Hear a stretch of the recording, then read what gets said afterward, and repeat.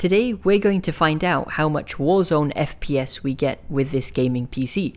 It's a i9-11900K with 32GB of Viper RAM at XMP profile 1, so we're at 4000 MHz.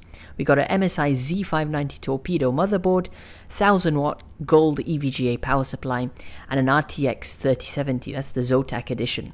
Really nice build, really clean build. Let's go into Warzone and see how much FPS we get on Caldera, Rebirth and Fortune's Keep.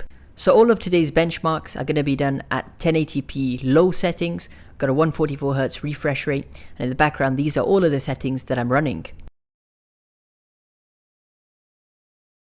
Now I'm not overclocking the CPU, I'm not overclocking the GPU, I've only put the RAM at XMP profile 1, so we get 4000 MHz. And you can see the timings on the right hand side. Our storage, our game is actually going to be running off the 980 Pro. So we'll start off with Rebirth Island. We're going to do headquarters, prison and near control center, the dock side. So as we land in, it's going to go up to about 170, 180 maximum. But as we land into the first headquarters building, it's about 170 on average. So let's see if it's going to be any different in prison. You can see it went up to maximum of 190, but it dips back down to its average of 170.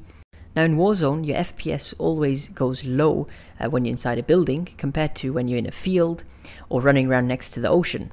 And we're also going to show you some ocean FPS after. But you notice inside cafeteria, it went up to 190 maximum, but it's always staying in that range of 170, 180 on average. Now we go out into the courtyard. Slightly away from the buildings, heading towards the dock side now, the sea area. You can see now it's comfortably getting up to 200, past 200, and as we make our way to the underground area, which is on our left side and towards the sea, bang, FPS is well over 200, which was surprising. Now remember, this is all stock settings, no overclocking on the CPU, no overclocking on the GPU. As mentioned earlier in the video, we've only put the RAM at XMP profile 1. See, as we headed towards control center, it dipped down to about 205, but as we head towards docks, which is basically ocean FPS, it's going to get up to about 240. So on Rebirth, a minimum of about 160, a maximum you could say of 240, depending on the location you're at. So our next map is Fortune's Keep. We're going to be benchmarking on Winery, Keep and Bay. So heading down as we land, you can see immediately the FPS is a lot higher when we land, 190, 180 on average. And as we get into the building now, you'll notice that it's surprisingly at over 200. I found that on Fortune's Keep, the FPS is generally a lot higher than it would be on Rebirth Island. So that was quite interesting. So landing into Keep now, we're going to go into the building. Going to pick up a weapon first from the balcony, and you can see immediately the FPS is at 180, 190 maybe maximum. Definitely not hitting 200 yet. Try and punch this enemy, but in the end we have to take a gun and try and challenge him. And you can see FPS still stays at about 180.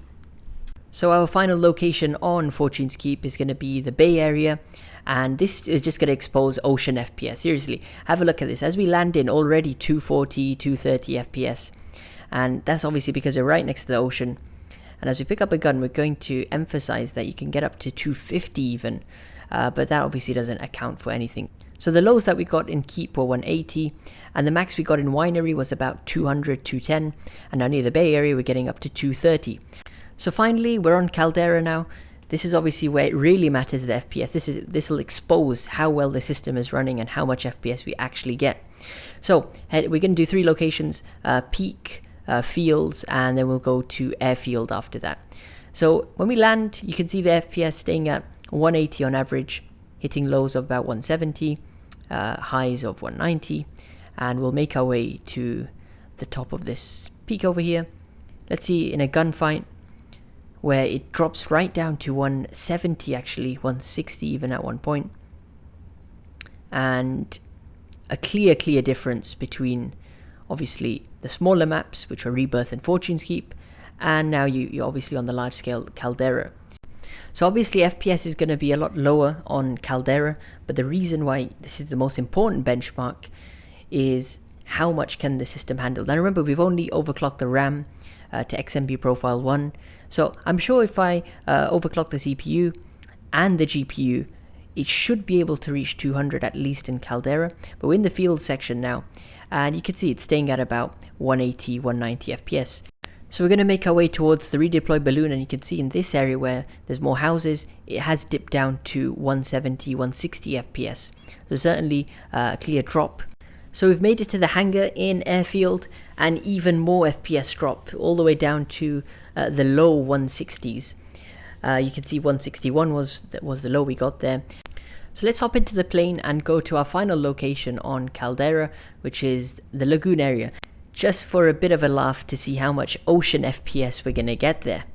So landing in next to the ocean, you can see already up to 200 FPS, and it's going to go up to a maximum of about 220 as we get closer and closer to the ocean. But this Caldera benchmark really exposes that the stock settings without overclocking the CPU or GPU will give you quite average FPS, 160, 170, 180 at times. Now if you want to see a follow-up video where I overclock the CPU and GPU, let me know in the comments and we'll get that posted for you guys.